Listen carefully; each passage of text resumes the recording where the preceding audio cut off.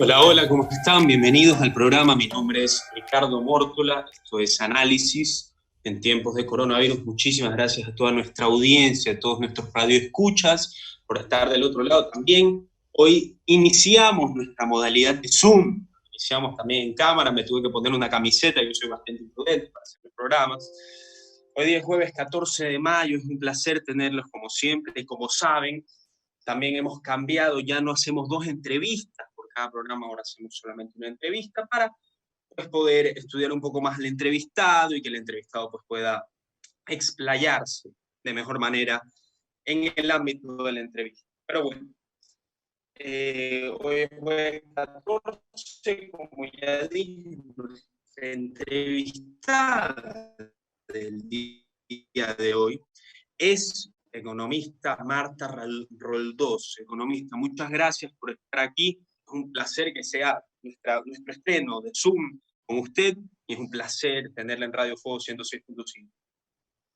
Bueno, muchas gracias, Ricardo. Un saludo a todas las personas que nos están viendo en este Zoom de Radio Fuego.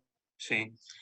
Bueno, economista, yo siempre comienzo con la típica pregunta para que usted dé cuál es la situación política y económica del país. ¿Cómo lo ve usted? Iniciando Bueno, el yo punto que creo que usted es le plazca. crítica, ¿no? Creo que estamos en una situación crítica, tanto en términos de salud pública como en términos económicos, o sea, en términos macroeconómicos, y también en los temas de las finanzas de cada una de las familias ecuatorianas, ¿no? Yo creo que hace mucho tiempo que no había algo que tuviéramos todos tan en común, Claro. que es este desconcierto de qué es lo que va a pasar, no solamente con el país, con el proyecto de país que es Ecuador, sino con las vidas de cada uno de nosotros. Creo que esa ansiedad es algo común que tenemos ahora todos los ecuatorianos, se trate de un maestro, de un estudiante, de un servidor público, se trate de un empresario o de un empleado, todos estamos como en ascuas, ¿no? Sabiendo que el país ya estaba en una situación crítica desde a finales del año pasado. Sí. La situación del país económica era crítica y pasamos de Guatemala a Guatepeor, ¿no? Con todo lo que ha significado estas semanas forzosas de encierro del COVID. Así es, economista. Ayer hablamos aquí en el programa con el doctor Francisco Jiménez, que es del partido Creo, y él era muy optimista, estaba dando sus ideas. Le pregunto, economista, ¿usted es optimista con la situación que estamos viviendo actualmente o realmente no? No, para nada. No, O sea, es difícil ser optimista en este momento. Creo que mi posición ahorita es de preocupación y cautela, ¿no? De estar atento a todo lo que está pasando. En este momento se está votando un paquete de ley humanitaria que le llamó así el gobierno. Está también otra ley que reforma, digamos, el manejo de la situación económica y que hasta redefine qué es deuda pública. La otra ley, y a mí esas cosas me preocupan porque entendiendo que el gobierno tiene que tomar medidas y que las medidas probablemente serán duras, yo creo que pierde un poco el rumbo el gobierno hacia dónde se está yendo, sobre todo en materia legal, ¿no? Este país lo que le hace falta es transparentar y la nueva ley del ordenamiento económico lo que hace es de nuevo un poco volver opaco cuáles son las deudas que tiene el país. Estoy hablando no de la ley humanitaria, sino la de ordenamiento económico. En cuanto a la ley humanitaria, ponía una serie de tributos que uno dice, bueno, ¿en qué medida puede ser que sea necesaria la plata, pero no va a agravar una situación de desaceleración de la economía, ¿no? La economía está desacelerada, está cada vez más lenta. ¿En qué medida se va a disminuir la demanda y todo eso? Entonces, creo que eso nos preocupa, ¿no? Y el otro frente que nos preocupa es ese barril sin fondo de la corrupción, porque decimos no tenemos plata, estamos en crisis, y sin embargo siguen robando, ¿no? Y siguen robando, como dijo Fernando Villavicencio, como si se fuera a acabar el mundo. Sí. O sea, y siguen robando, además, durante pandemia y en los rubros más sensibles, que son los rubros de la salud. Pero eso es lo que se ve, sobre todo. Siguen los problemas de la intermediación petrolera, sigue una serie de temas que se habían señalado y que vienen arrastrándose desde el Correato y a los que no se les ha dado una solución definitiva, radical. Entonces, creemos que hay un gobierno que está muy angustiado, muy contra la pared, pero también asimismo están todas las familias del Ecuador, ¿no? Los hogares ecuatorianos estamos todos angustiados y contra la pared. Y creo que es el momento de empezar a pensar de manera creativa cómo salir de esta situación. Sí, me parece interesante, economista, que haya dicho, bueno, el tema de la corrupción, que bueno, es algo que se rumora y eso, por eso le quería preguntar, pues salieron hace un par de semanas un artículo en el diario El Comercio del Hospital Eugenio Espejo en Quito, insumos médicos con sobreprecio, fundas de cadáveres que se venden a un precio 10 veces más de lo que nos pueda brindar de primera mano a mí y a la audiencia pruebas de lo que está pasando, o usted sabe algo más de lo que se ha informado en los periódicos nacionales. Yo les recomiendo que revisen los portales de periodismodeinvestigación.com y milhojas.is, son portales con los que yo estoy vinculada desde el año pasado, y pongan, simplemente hagan una búsqueda, pongan esas direcciones y pongan una búsqueda con IES en Google y les van a aparecer un montón de artículos sobre la corrupción que ya se venía viendo en los hospitales, tanto del IES como en los hospitales públicos del Ministerio de Salud. Esto ya está denunciado desde el año pasado, desde fines del año pasado. La Comisión Anticorrupción puso también denuncias a la Fiscalía desde el año pasado, no solamente la Comisión Nacional Anticorrupción, sino la Comisión Nacional Anticorrupción de sede Guayas, la de sede Manabí. Ahora se están investigando lo que está pasando en la provincia de Los Ríos.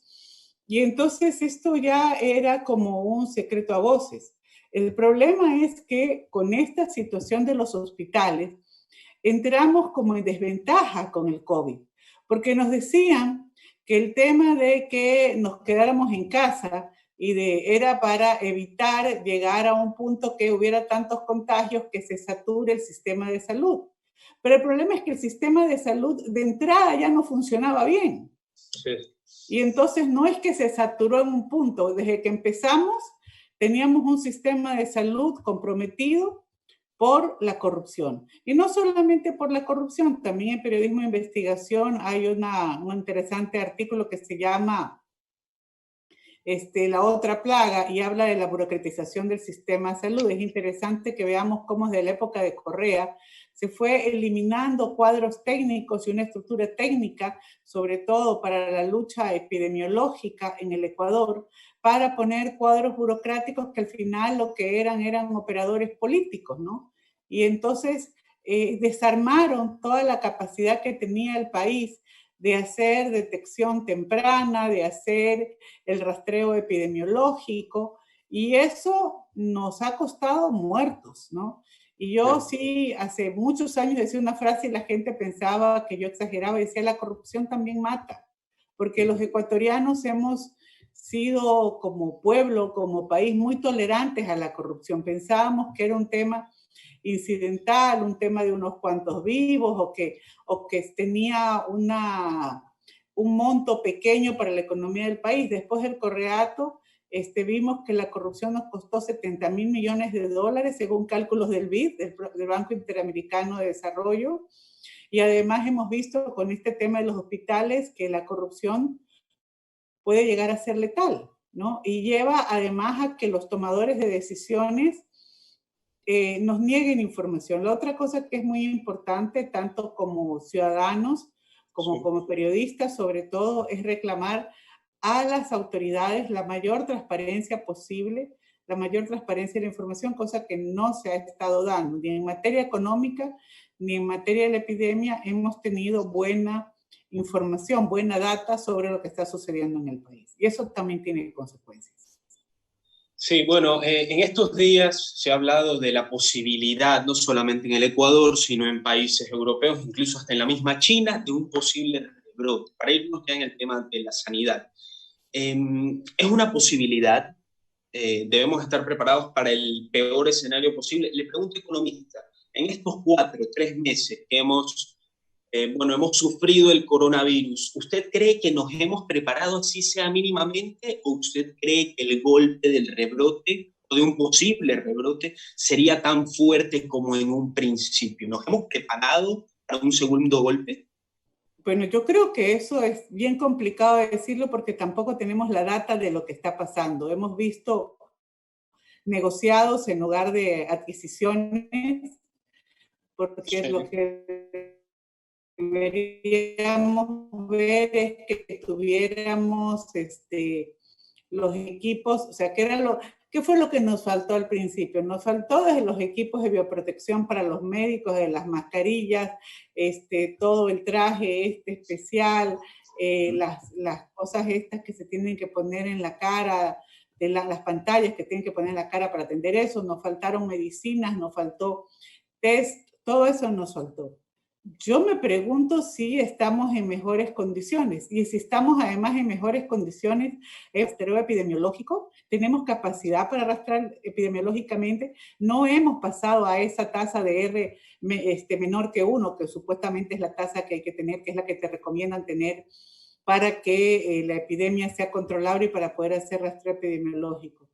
Yo no veo que tengamos esas cosas. Creo que por lo menos en Guayaquil, lo que probablemente sí tengamos es más gente que parece que sí, el haber tenido una versión más leve de la enfermedad te inmuniza y a su vez evita que te vuelvas un factor de contagio, ya si lo pasaste, pero creo que me preocupa mucho lo que vaya a pasar en el resto del país. Ahora, por otro lado, la gente ya no soporta más estar encerrada en sus casas. Claro. Porque no tiene cómo vivir. O sea, hay gente que te dice, o si no me mata el virus, me mata el hambre. Así en un momento dado donde están viniendo despidos masivos de empleo, donde es un país que no tiene capacidad de generar empleo y la gente está dedicada a las actividades, digamos, informales. Todo eso genera más retos, porque no es lo mismo incluso la capacidad que tengan para implementar medidas de bioseguridad, empresas bien establecidas, que la capacidad que tengan personas que trabajan en la informalidad para establecer medidas de bioseguridad mínima. Y no es que dejemos a la gente sin trabajar, hay que pensar qué alternativas dar, cómo construir incluso medidas de bioseguridad, incluso en estas condiciones de precariedad. Así es, economista. Me pareció interesante lo de que la gente quiere salir a trabajar y que la gente prefiere morirse del virus que morirse de hambre. Eso es lógico. La gente necesita salir a trabajar. Para esto se ha hablado de una reforma laboral. Economista, una reforma laboral que permita flexibilidad para los empresarios de pequeñas y medianas empresas de poder, pues, con mayor facilidad o con mayores posibilidades, pues, agregar mano de obra a su empresa o contratar sin complicaciones, sin trabas. Le pregunto, ¿la reforma laboral está en proceso? Si estuviera, ¿estaría de acuerdo en hacer una profunda reforma laboral?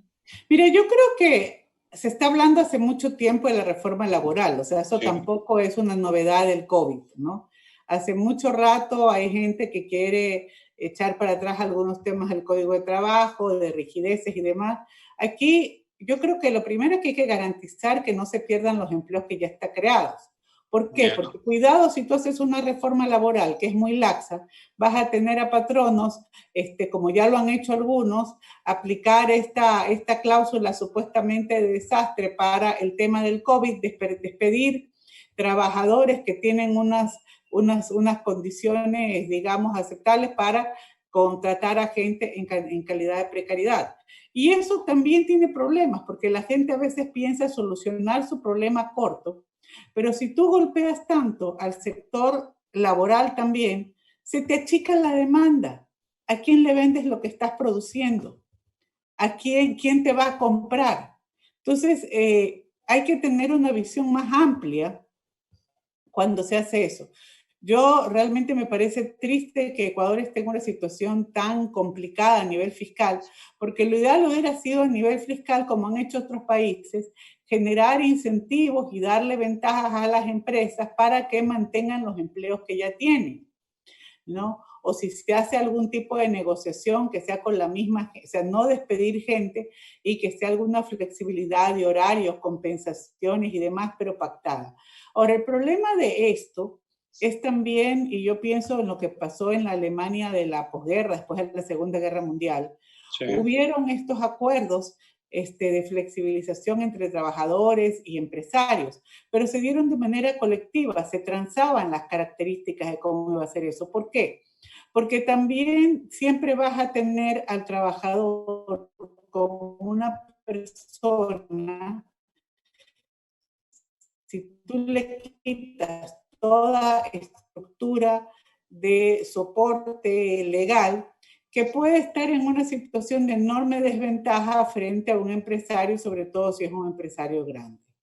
Entonces, no puedes tampoco dejar en el desamparo a los trabajadores. Tienes que pensar, aquí las cosas tienen que pensarse muy bien, incluso en el marco de generar alguna flexibilidad en materias. Flexibilidad para lo que son trabajos temporales o para lo que no son los trabajos que son el rubro Claro. del negocio. Es decir, si tú eres, qué sé yo, una empresa bananera y necesitas contratar un servicio de contaduría, puedes contratar un contador temporal, pero no puedes convertir a tus campesinos agrícolas que están todos los días yendo a trabajar a sacar banano como si fueran trabajadores temporales, porque ellos son la parte de tu rubro principal del negocio. Claro. No puedes poner a la gente en esa situación de precariedad porque no es la misma del contador que te puede dar servicios a ti y a otras personas más. Entonces, creo que hay muchas cosas de estas que tienen que pensarse, pero tienen que pensarse bien y tienen que hacerse bien. Y no significa, incluso el hecho de que se generara algún tipo de flexibilización, no significa que tiene que dejar de haber una mínima protección para los trabajadores. Te hablo desde incluso como mujer. Claro. El ámbito laboral, por ejemplo, para las mujeres, por mucho tiempo hemos peleado para que el ámbito laboral no sea un ámbito de acoso. El momento que tú dejas sometida la relación laboral solamente a la transacción de las partes y todo se flexibiliza, la situación de muchas mujeres que sufren acoso de diferente tipo en el marco laboral se va a complicar porque va a quedar a merced del patrono. O sea, hay que ir pensando todas estas realidades. Economista, y usted que pues es mujer y tiene experiencia en este ámbito, ¿usted cree que hasta el día de hoy Ecuador en el ámbito laboral, hablando de una generalización obviamente, se acosa laboralmente a la mujer hasta el día de hoy? Yo creo que en todo el mundo se acosa laboralmente a las mujeres. Ya hemos visto que hasta en Hollywood tuvieron que sacar un Me Too. Sí. No es un tema, es un tema que pasa en todo el mundo, no es una cosa que pase solo en Ecuador.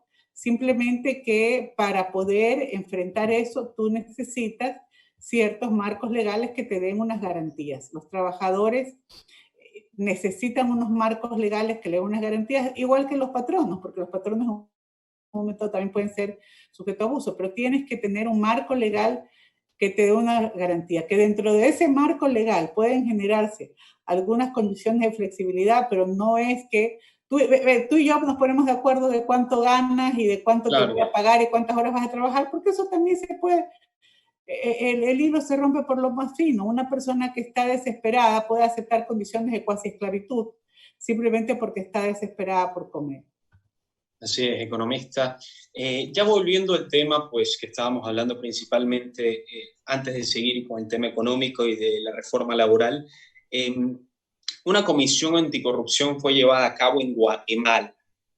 Aparentemente fue un éxito. Le pregunto, no hablemos actualmente, pero en un futuro una comisión internacional de corrupción sería una herramienta con la cual el país podría progresar y reducir la corrupción, que yo no puedo afirmar nada, pero que se rumora o que incluso se expresa en los diarios nacionales del país. Le pregunto, ¿una comisión internacional le parecería interesante para acomodar al país? Bueno, era una de las propuestas que había iniciando este gobierno, que Claro, viniera pero en no se hizo. Guatemala. No, no se hizo, se llama la CICIG en Guatemala. De hecho, en Guatemala el nuevo presidente ya los dejó afuera porque es muy incómodo cuando llegan también de ti. A todo el mundo le parece interesante luchar contra la corrupción mientras no toquen a su grupo. Así es. Y la comisión esta realmente sí trabajaba en conjunto con la Fiscalía, sí había dado resultados muy interesantes y sí habíamos muchos ecuatorianos que queríamos algo así para el Ecuador. Lamentablemente no se ha hecho. Luego se habló de hacer un rastreo y de contratar empresas que pudieran localizar los fondos de los corruptos. Y aquí ya ni siquiera estamos diciendo presuntos. Rafael Correa ya ha sido condenado, está Sí. simplemente y tiene varios otros juicios más por corrupción y simplemente están estos procesos de apelación y casación en su juicio por arroz verde y tiene otros juicios por corrupción, igual que mucha de la gente que trabajó en su gobierno. Entonces, ¿dónde está ese dinero? ¿Qué pasó? Se habló no solamente si no te contratabas a una comisión anticorrupción, de contratar hay empresas sin cuentas de estas personas. También el gobierno de Lenín Moreno dijo que o no nos han comunicado qué es lo que ha pasado con esas acciones que el gobierno dijo que iba a tomar. Ese es un pendiente que tenemos. Una vez condenado eso. Tenemos ecuatorianos que han sido condenados por corrupción contra el Ecuador, por lavado de activos en Estados Unidos. Y esos recursos han quedado en Estados Unidos porque el Ecuador nunca los persiguió. Y entonces cuando ya los agarran por lavado de activos, toda esa plata que se robaron de aquí, al final termina en Estados Unidos porque Estados Unidos es el que le incauta. Incluso en uno de los casos, Petroecuador quiso entrar como actor y le dijo no, como acusador, dijo no, usted no es acusador, usted es parte, porque estos eran funcionarios de Petroecuador los que estaban pidiendo el sistema de las coimas. Entonces, nos cuesta mucho la corrupción, pero no solamente la del pasado, sino la del presente. Y también allí hay que ver cómo se generan mecanismos para desestimular esa corrupción. Un mecanismo de la corrupción también es que como el gobierno no transparenta sus cuentas y no las tiene claras, hay proveedores a los que los deben y les pagan tardísimo. Entonces la gente termina pagando coimas para que le hagan el pago de la obra que ya hizo, aumentando el monto de la obra para poder sobrevivir el tiempo que se van a demorar en pagarle. Y todo esto también obedece a una estructura donde una serie también de estudios preliminares previos que se hacían en la constitución anterior, que fueron eliminados en la constitución Montecristi, dictámenes de procuraduría y demás que le daban más transparencia a los procesos de endeudamiento y contratación, fueron eliminados cuando se estaba en la constituyente de Montecristi. Sí, economista. Ahora que dijo Montecristi, se me vino a la cabeza la propuesta de la reducción del salario de la burocracia, como sabemos, y para los que no saben, pues en el gobierno anterior se quintuplicó, prácticamente se engordó pues los sueldos y las expensas de la burocracia claramente, y eso es algo que ahora nos duele. Las propuestas que han hecho economías pues, muy brillantes del país es la reducción del sueldo de la burocracia, de la mano también de la reducción, incluso se me viene a la cabeza el economista Gabriela Calderón, una reducción del 27% de todas las obras públicas, a excepción de la salud y de la seguridad, que es lo primordial ahora. ¿Usted estaría de acuerdo con una reducción a la burocracia y con estas medidas? Mira, yo creo que en ese tipo de cosas uno tiene que tener mucho cuidado. Es como un proceso para los que somos gorditos y estamos a dieta, sabemos que una cosa, cuando uno quiere bajar de peso, lo que quiere es bajar grasa, no músculo. Y si quieres bajar de peso muy rápido, tampoco te vas a amputar el brazo. Claro. Aquí, o sea, tiene que ser muy inteligente la forma que tú hagas eso, porque incluso además tú sabes que si empiezas a bajar muy rápido, a veces más bien te congelas y terminas subiendo más y teniendo un efecto de rebote. ¿Qué quiero decir? ¿Aló? Creo que nos quedamos. El año pasado, justamente se redujo la burocracia, perdón, creo que nos perdimos un rato. Sí, nos perdimos, sí. Bueno, ahora te sí, quería poner un ejemplo. El sí. año pasado el Ministerio de Finanzas dijo hay que reducir burocracia, el Ministerio de Salud dijo reduzcamos burocracia y despidieron a 300 trabajadores del Ministerio de la Salud en Guaya. ¿Sabes qué eran esas personas? Las personas que se encargaban de la lucha contra la malaria, las brigadas de la lucha contra la malaria. Parte de la mortandad que tenemos ahora es porque desmantelaron a los equipos de lucha contra la malaria y nos coincidió la epidemia de dengue con la pandemia del COVID. Entonces, ahí te quiero poner un ejemplo de cómo hay que ser muy tinoso cuando se corta. Tienes que tratar de quitar la grasa, no el músculo, y peor, amputar un miembro. Entonces, el problema no solamente son los sueldos, porque bueno, que tengan unos sueldos más o menos decentes, no es el problema. El problema es que se engordó la burocracia, se contrataron más de 100.000 personas, muchas de las cuales además lo que son es operadores políticos.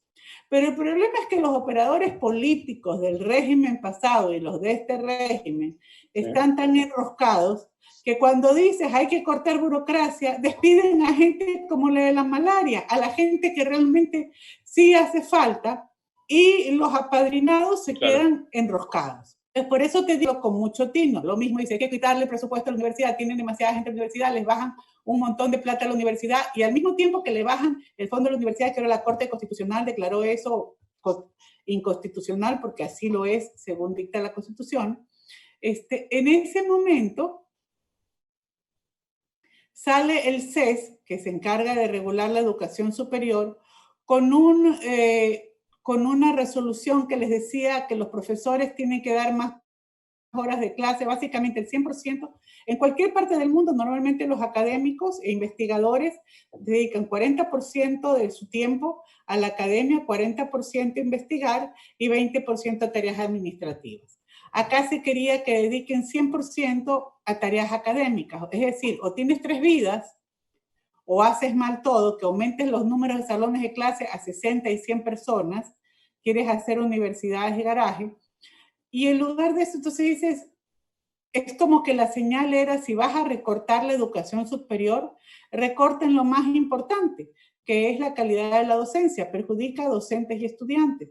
Ni siquiera se les ocurrió hablar de los administrativos, y te digo porque pues yo dirigí acá, antes soy la coordinadora anterior de la Comisión Nacional Anticorrupción Guayas, y nosotros descubrimos que durante la intervención que hizo René Ramírez, el infausto René Ramírez del CES de Rafael Correa, a la Universidad de Guayaquil, metieron como entre 800 y 1,000 personas más, cuando apenas debieron haber llevado un equipo de 10, duplicaron y triplicaron funciones que no hacían falta, pero luego se dejaron con nombramiento, y cuando denunciamos eso, a esas personas, este régimen y este mismo CES no los querían tocar. Y entonces, cuando ya se trata de tocar algo, no son a esas personas que están, digamos, en demasía, la grasa, a las que quieren sacar, sino afectar el músculo y hasta llegar a la amputación. Entonces, hay que manejar con mucho cuidado eso, porque si tú cortas, nomás dices corto, termina costándote mucho lo que cortaste, como nos costó vidas, los 300 trabajadores en la malaria que cortaron el año pasado. Así es, y en ese momento cuando se propuso, que si no me equivoco, puedo estar equivocado, lo propuso el presidente Lenín Moreno y el viceministro de Trabajo en su momento, pues le dijo que no era posible, le costó el puesto al viceministro de Trabajo. Pero bueno, saliendo del tema tanto de la corrupción, pues sí, del pesimismo en general, economista, ¿qué propone usted? El economista Marta Roldós, ¿qué le propone al país para que en esta penumbra, pues en estos tiempos de tristeza, pues de desesperanza, ¿qué le propone usted para salir en lo que usted es experta, que es la economía? A ver, bueno, yo hago más de periodismo de investigación ahora que economía, pero creo que básicamente lo primero que tiene que hacer el gobierno es sincerar las cifras. Hasta ahorita el FMI les ha pedido que sincere porque no tenían registrada toda la deuda como deuda. No registramos en este país, no registramos toda la deuda como deuda, no registramos todos los muertos, no registramos. Para poder llegar a cualquier lugar, Sí. Y tener un diagnóstico claro. Primero tienes que poner todo sobre el tapete. No te puedes guardar cosas en el bolsillo que no las vas a mostrar porque esas no te convienen. Y tienes que poner todo sobre el tapete sin guardarte cosas. Y con eso de allí llamar a la sociedad a un diálogo y a decidir qué. Porque no puede decir hay que cortar todo y qué pena que salud y educación sean intocables, porque no deberían ser intocables. Y yo le digo también al presidente de la República, ¿y por qué son intocables los intermediarios petroleros? Pues, ¿por qué se siguen llevando $4 por barril en época de vacas flacas? Y nadie pone la lupa sobre ese tipo de problemas. Pongamos todo sobre la mesa. Transparéntenos todos los contratos de deuda y de bonos que ha hecho el país. Muéstrenos quiénes se llevaron las comisiones, quiénes presionan para un resultado u otro. Porque si no, la gente no va a creer. ¿Por qué la gente va a querer? Le dicen a la gente, no hay plata, tiene que ajustarse los cinturones, y luego resulta ser que vas a pagar 10 veces más por una funda para cadáveres. Entonces, nunca te va a alcanzar la plata. O sea, sé que estamos mal, pero, o sea, ¿cómo le dice? Usted, fulanito de tal, sacrifíquese. Usted, empresario, sacrifíquese. ¿Quién se va a querer sacrificar? Cuando esa plata que se va a captar con tu sacrificio o que supuestamente se va a rescatar, quitándote tu sueldo, que ya la gente, además, hay que tener en cuenta que este país, la gente ya está en crisis, la gente ya, no solamente el país está endeudado, este es un país donde cada familia está endeudada en la tarjeta, endeudado en la tienda, endeudado en todas partes. Si tú no transparentas, si tú no generas confianza, ¿cómo vas a convencer a la gente que se sacrifique? Si es que tú dices, bueno, vamos a cortarle el salario o vamos a disminuir la situación académica, pero eso sí, no tocamos a nadie en el personal de los amigos y parientes que están, por ejemplo, con puestos diplomáticos afuera, a los primos, a los cuñados y demás. Entonces, no es creíble. La gente te va a decir, ¿y yo por qué? Entonces, ¿por qué el corte va para mí? ¿Por qué yo soy el lado más fino de la cuerda?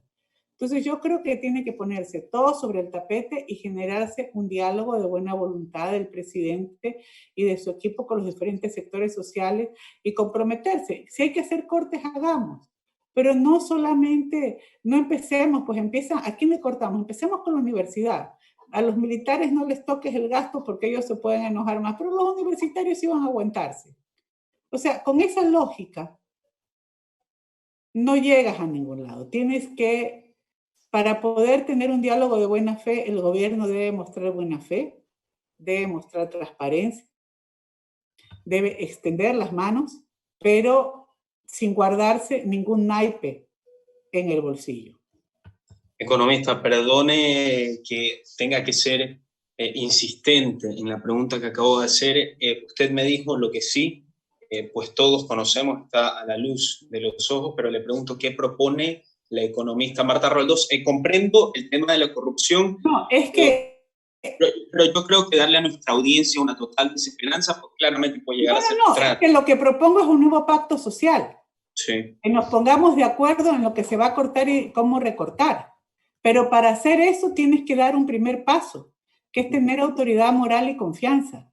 Si no generas confianza y no tienes autoridad moral, lamentablemente en esto yo puedo decir algo, tú puedes decir algo, pero aquí hay un actor privilegiado, que es el actor principal, que es el que tiene, digamos, datos, información y cosas que no tenemos ninguno más, que es el gobierno nacional. Y el gobierno nacional tiene, y el llamado es, ok, dialoguemos todos, generemos un nuevo pacto social. Porque si no generas un pacto social, si no lo haces poniendo de acuerdo a los sectores, si no siente cada uno, si yo soy trabajador, por eso te puse el ejemplo de Alemania de la posguerra. Si yo no siento que yo estoy también ganando algo, porque en Alemania de la posguerra se les pidió sacrificios a los trabajadores, pero se les daba parte de las empresas. O sea, ahora tienes una participación de la empresa, ok, vas a ganar menos, pero participas tanto. O sea, tienes que darme algo. No puede ser que todo se quiebre solo para un lado, para el lado de que tiene menos poder o menos recursos, porque incluso los que tienen menos poder son más. y entonces al final puede ser que tengan menos poder real como individuos, pero son más para sumarse y resistir. Y esa resistencia y esas resistencias, eso te impide avanzar. Si tú quieres avanzar, tú no vas a avanzar generando reticencias, resistencia y desconfianza. Solamente puedes avanzar generando confianza, porque lo otro es avanzar a plomo, es avanzar a balazos. Porque si estamos convencidos, algunos, o si algunos están convencidos de que vas a poner en riesgo su subsistencia, de que vas a poner en riesgo su subsistencia, de que los vas a poner en situación de desventaja, de que van a perder el empleo, de que van a tener menos dinero, de que están más endeudados, de que pierden sus hijos la educación superior y la capacidad de movilidad social. Si tú generas si das esas señales de que vas a terminar en una sociedad de castas, la única forma de sostener eso es con violencia y no con un sistema democrático. Y eso además te lleva de nuevo al mismo inicio del problema. Entonces, la única manera a los sectores sociales a sentarse en la mesa, la única manera de sentarse en la mesa es con la verdad. Así es. Y la verdad siempre triunfará. Economista, antes de despedirla, le quiero hacer una última pregunta. Para deshilachar el tema de la ley del apoyo humanitario, hoy día la principal noticia es que el presidente Lenín Moreno pidió a la Asamblea eliminar las contribuciones del proyecto de ley de apoyo humanitario. ¿Le parece correcto el movimiento del presidente Lenín Moreno? A ver, yo creo que él está tratando de vencer una desconfianza. Sí. Porque el problema es que como se siguen dictando las leyes en el país, sí, siempre el veto presidencial es la que determina cómo queda la ley. Entonces puede ser que haya gente que haya estado dispuestos a unos tributos sí, otros tributos menos, a cortar este tributo, pero todo el mundo justamente viene el problema de confianza. Como la gente no confía en que el gobierno, si le dejas un tributo, no te lo convierta a través del veto en el proyecto original, el presidente ha tenido que bajarse todos para que no quede ninguno de los que él pueda vetar y volver a poner el texto original. ¿Eso qué significa? Que no le creen, que como no hay confianza, como no se cree, no hay ni siquiera capacidad de negociación. Y eso es muy grave en un país. Así es, economista. Las elecciones, antes de terminar, las elecciones presidenciales se vienen el próximo año. Obviamente usted pertenece a un partido, tiene algún tipo de favoritismo. ¿A quiénes ve compitiendo por la carrera de la presidencia?